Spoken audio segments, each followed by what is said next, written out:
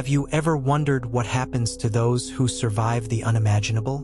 We often celebrate their return, calling them heroes, but sometimes the cost of survival is too great.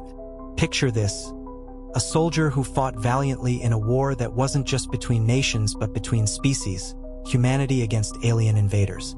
He comes back home, eager to leave the blood and horror behind. But unknown to him, he didn't just return. He brought something with him, something that wasn't meant to exist on Earth. This is the story of Jacob Finch, a man who escaped the terrors of an alien war only to face a new nightmare, one that began every night when the sun dipped below the horizon. This is not just a tale of survival. It's a cautionary story of what happens when humanity meddles with forces it can't comprehend. Before we start, make sure to hit subscribe and turn on notifications. If you're into spine-chilling tales of horror, aliens, and the supernatural, you'll want to stick around. Now, let me tell you about the soldier who came home a monster. Jacob Finch wasn't just any soldier. He was the best. A sharp mind and an unyielding will, forged in the fires of humanity's greatest conflict, the war against the Scather. The Scather weren't invaders in the traditional sense. They didn't come with armies of metal and flame. They came with ships that moved like living creatures, their surfaces shimmering with scales that pulsed like beating hearts. They descended on humanity in silence, their methods precise, surgical. Outpost 19, where Jacob was stationed, floated above a barren moon in a quiet sector. Quiet until the day the Scather arrived. Jacob's squad was wiped out in minutes, the Scather moving with an efficiency that defied reason. He still remembers the cold, sterile feeling of their ship when they took him. The walls seemed alive, throbbing with a faint bioluminescent glow. The air was thick, almost wet, carrying a faint metallic tang that burned his lungs. The experiments began almost immediately. He couldn't scream, the Scather didn't allow it. His vocal cords were paralyzed as alien needles pierced his skin, injecting him with glowing fluids that felt like fire spreading through his veins. His memories of that time are fragmented, but certain images burned themselves into his mind. The alien figures, tall, spindly, with too many limbs and eyes that shimmered like black opals, circling him, their movements fluid and unnatural. The voice, cold and mechanical, yet somehow alive. You will carry our will. You will bring change. You will become. And then, nothing. When Jacob woke up, he was lying on the surface of the moon, his suit intact but his body feeling wrong, as if it wasn't entirely his anymore. Jacob was found days later by a search and rescue team. To them, he was a miracle, a soldier who had survived an encounter with the Scather, something almost no one else could claim. They brought him back to Earth as a hero, parading him through the streets of his hometown, Millhaven. For a moment, Jacob allowed himself to believe the nightmare was over. He reunited with his wife, Clara, and their son, Danny. Millhaven welcomed him with open arms, throwing a celebration at the town square where the mayor handed him a Medal of Honor. But the nights told a different story. At first, it was just a feeling, a crawling sensation under his skin, like something alive wriggling beneath the surface. He ignored it, chalking it up to stress. But then came the dreams. Jacob would wake up drenched in sweat, his mind replaying alien images he couldn't understand.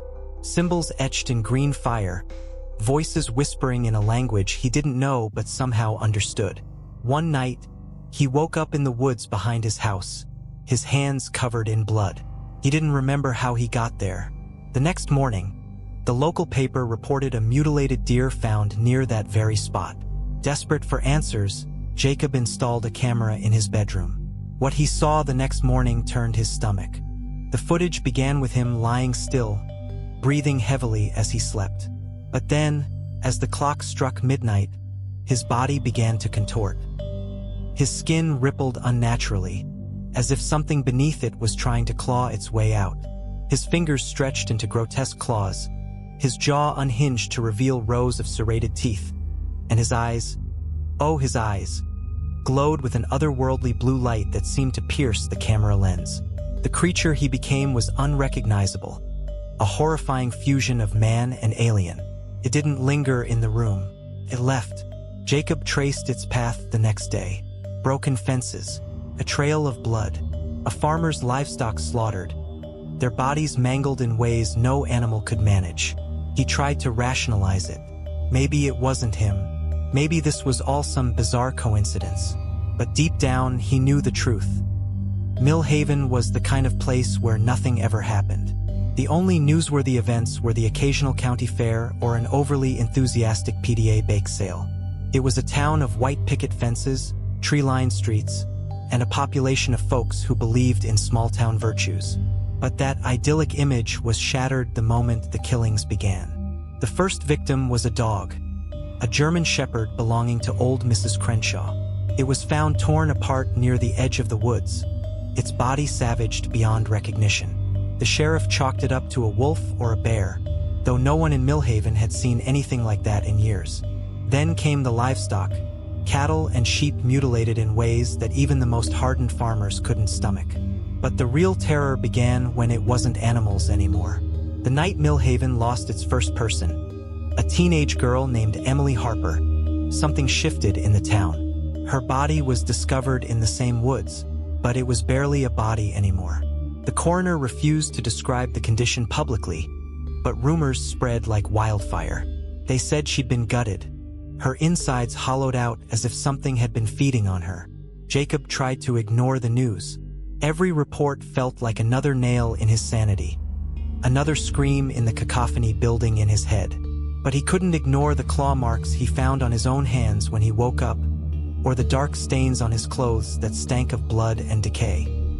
He washed them in the sink, scrubbing so hard his knuckles bled, but no amount of soap could erase the horror. He stopped sleeping, stopped eating. The nights became a blur of fear and dread. Every sunset felt like a countdown to something inevitable. He set traps in the basement, chains, bolts, reinforced locks, but each morning he would wake up somewhere else. Once, he came to in the woods, his mouth tasting of copper, his fingernails cracked and caked with dirt. Another time, he woke in an abandoned barn, the walls streaked with claw marks, and always there was blood. The woods of Millhaven had always carried an air of mystery, but now they seemed alive, as if they were holding secrets too dark to bear. The trees whispered at night, their branches creaking and groaning in the wind, though there was no breeze. People said the forest floor pulsed faintly, like a heartbeat, and some swore they saw glowing blue lights moving between the trees. Jacob knew those lights. He saw them every time he closed his eyes. He knew they weren't lights at all. They were eyes, watching, waiting. Clara began to notice. She found the chains he'd hidden, the bolts he'd purchased. She saw the hollow look in his eyes, the way he recoiled from the sun as if it burned him. "Jacob," she said one morning, her voice trembling, "what's happening to you?" But how could he tell her the truth? How could he look at the woman he loved and admit that he was the one behind the horrors haunting their town? That he was the monster? As the body count grew, so did the paranoia. The people of Millhaven stopped trusting each other. The streets emptied at night, every house locking its doors and windows tight. But even that wasn't enough. Whispers spread that the killings weren't random. Some claimed it was the work of a demon, summoned by someone in town. Others pointed fingers at neighbors, accusing them of harboring dark secrets. The fear was a living thing, thick in the air, choking the life out of Millhaven. And all the while, Jacob watched from the shadows, knowing he was the reason. He couldn't stop himself, no matter how hard he tried. The creature inside him was growing stronger, smarter. It wasn't just mindless hunger, it had purpose. The killings soon caught the attention of the federal government. But this wasn't just a case for the FBI or local authorities. No, Millhaven's nightmare was classified as a matter of national security. When the military arrived, it wasn't with loud fanfare. They came in the dead of night, their convoy rolling in under the cover of darkness. Drones swept through the skies, their mechanical hum filling the silence of the woods. Soldiers in black fatigues moved with precision, their faces obscured by high-tech helmets. Jacob felt their presence before he saw them. It was as if the creature inside him knew. That night, as Clara and Danny slept upstairs, Jacob felt the change coming earlier than usual. His body began to twist and stretch, the pain unbearable, but he bit down on the scream. The monster didn't want to stay hidden anymore. Jacob left a note for Clara. He didn't explain much, just enough to make her leave town with Danny. "Go, take him and run. Don't come back," it read. He hoped she wouldn't question it. By the time the soldiers surrounded his house, Jacob was no longer Jacob. The monster had fully taken over. What happened next was chaos. The soldiers had come prepared, but they hadn't expected the speed, the ferocity. The creature tore through them with inhuman strength, its claws shredding Kevlar like paper. It moved like smoke, slipping between their lines, its glowing eyes the only warning before it struck. Drones fired tranquilizer darts and nets, and for a moment, the creature faltered. But then it roared, a guttural sound that echoed through the woods, shaking the trees to their roots.